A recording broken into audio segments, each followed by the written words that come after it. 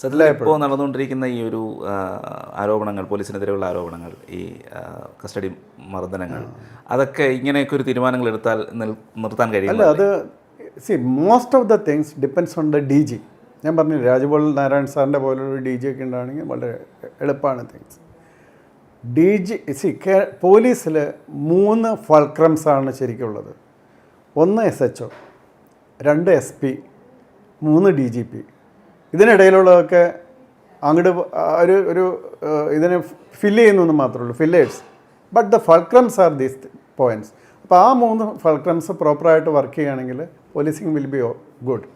So if you have a very good SHO, very good SP and very good DG, things will move totally properly. ഇതിലൊക്കെ സംഭവിക്കുന്നത് എന്താണെന്ന് വെച്ചാൽ political interference വരണം. അപ്പോൾ political interference വരുമ്പോൾ അത് മുഖം നോക്കി അത് നടപടി എടുക്കാനായിട്ട് വേറെ ഒന്ന് ആ ഇൻ്റർഫറൻസിന് സമ്മതിച്ചു കൊടുക്കാത്ത ആളാണെങ്കിൽ transfer you have to be ready for a transfer.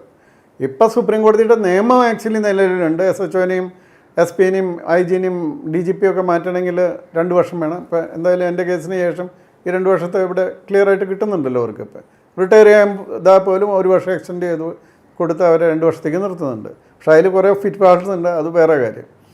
പക്ഷേ ഇപ്പോൾ സംഭവിക്കുന്നതിൽ ഒരു കാര്യം എന്ന് വെച്ചാൽ ഒന്ന് ഈസ് പൊളിറ്റിക്കൽ ഇൻ്റർഫിയറൻസ്. ആ പൊളിറ്റിക്കൽ ഇൻ്റർഫിയറൻസ് നടന്നിട്ട് ഇതുപോലെ ഒരാൾക്കും, അതായത് ഞാനൊക്കെ ചെയ്യാറെന്ന് വെച്ചാൽ ഇപ്പോൾ ഓഫീസേഴ്സിന് I use to give maximum protection for action taken in good faith. പല സംഭവത്തിലും action taken in good faith ആണെങ്കിൽ will have to protect the officer. ഇപ്പം ഞാൻ പറഞ്ഞില്ലേ, കൊല്ലത്ത് വെച്ച് ഒരു DYFIക്കാരനെ അടിച്ചിട്ട് I took the whole thing. ഞാൻ പറഞ്ഞു ഞാനാണെങ്കിൽ കൂടുതൽ അടി കൊടുക്കുമായിരുന്നു. അങ്ങനെയാണ് എൻ്റെ മറുപടി.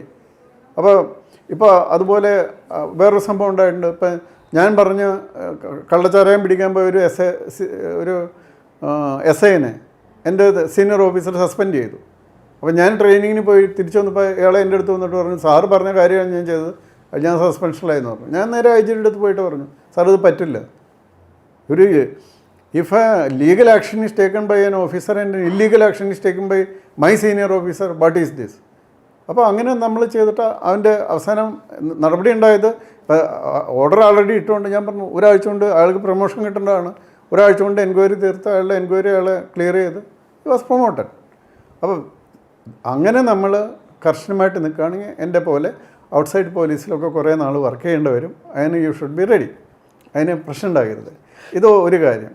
രണ്ടാമത്തെ കാര്യം, there is a fraction in police CPM-ൻ്റെ. അത് ഭയങ്കരമായിട്ട് സ്ട്രോങ് ആവും. അവരാണ് എല്ലാ SP-യെ നിയന്ത്രിക്കുന്നതും ഓരോ സ്ഥലത്ത് നിയന്ത്രിക്കുന്നതും. അതുപോലെ ഈ പോലീസ് ഫ്രാക്ഷൻ്റെ ഭാഗമായിട്ട് അവർ നിയന്ത്രിക്കാനായിട്ട് ഇവരുടെ ലോക്കൽ സെക്രട്ടറി മുതൽ മുകളിലോട്ടുള്ള ആൾക്കാരുണ്ടാവും. അങ്ങനെ വരുമ്പോൾ എന്ത് ചെയ്തിട്ടെന്ന് വെച്ചാൽ ഇപ്പോൾ സാമാന്യമായിട്ട് എന്ത് നടക്കുന്നു വെച്ചാൽ, നമ്മളിപ്പോൾ UDO ഗവൺമെൻറ് ഇരിക്കുന്ന സമയത്ത് കുറേ ഓഫീസേഴ്സ് കറപ്റ്റാണ്. ഇപ്പം ഞാനൊക്കെ ഇൻ്റലിജൻസ് ഉണ്ടായിരുന്ന നമ്മൾ ഓഫീസേഴ്സിനെ ABCD കാറ്റഗറി ആയിട്ട് എടുക്കും. ആബ്സലൂട്ട്ലി ഗുഡ് A, B അങ്ങനെ കുറഞ്ഞ് എങ്ങനെ ഏറ്റവും മോശം ഏറ്റവും ക്രിമിനലും D. അപ്പോൾ നമ്മൾ ആരെങ്കിലും പോസ്റ്റ് ചെയ്യുമ്പോൾ നമ്മൾ പറയും ഇവൻ ഇതിൽപ്പെട്ടാണ് അങ്ങനെയുള്ളതൊക്കെ പറഞ്ഞു കൊടുക്കുമായിരുന്നു. ഇപ്പം അങ്ങനെ നടക്കുന്നുണ്ടെന്ന് എനിക്കറിയില്ല. പക്ഷേ അങ്ങനെയൊക്കെ ചെയ്യുകയാണെങ്കിൽ എന്ത് സംഭവിക്കുന്നത് വെച്ചാൽ ഈ ക്രിമിനൽ എലമെൻസിന് ഇങ്ങനെ വരാൻ പറ്റില്ല. ഇപ്പോൾ UDF-ൻ്റെ കാലത്ത് ആക്ഷൻ എടുത്ത ഓഫീസർമാരെല്ലാം LDF വരുന്ന വെച്ചാൽ ഞങ്ങൾ മാർക്സിസ്റ്റ് സപ്പോർട്ടേഴ്സ് ആയതുകൊണ്ട് ചെയ്തതാണെന്നും പറഞ്ഞ് അവരെല്ലാം തിരിച്ചു കയറും. ആ ക്രിമിനൽസ് വിൽ കം ബാക്ക്. ഇങ്ങനെയാണ് പലപ്പോഴും സംഭവിക്കുന്നത്. അപ്പോൾ ഈ 8-9 കൊല്ലത്തോളം ഈ പാർട്ടിയുടെ അടിയിൽ കിടന്ന് മോളിൽ നിന്ന് ഒരു സപ്പോർട്ടില്ല. അതായത് ഒരു SI എന്തെങ്കിലും ചെയ്യണമെങ്കിൽ അയാളാണ് ഉത്തരവാദി, ഒരു SP എന്തെങ്കിലും ചെയ്യണമെങ്കിൽ അയാളാണ് ഉത്തരവാദി. ഒരു സീനിയർ ഹൈറാർക്കിയിൽ സപ്പോർട്ടിങ് സിസ്റ്റം ഇല്ലാതെയായി, ടോട്ടലി പോയി.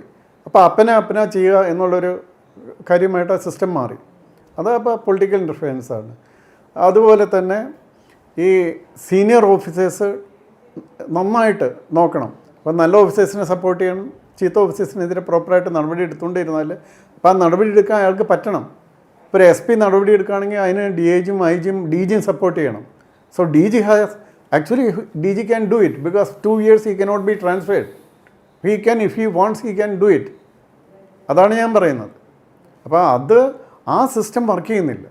അപ്പോൾ ആ സിസ്റ്റം വർക്ക് ചെയ്യാതെ വന്ന സമയത്ത് പിന്നെ കുറേ മറ്റ് റീസൺസ് ഉണ്ട്. അതായത് ഈ നമ്മൾ മാനേജ്മെൻറ്റ് തിയറിയിൽ പറയുന്ന പോലെ the manager shouts dog barks.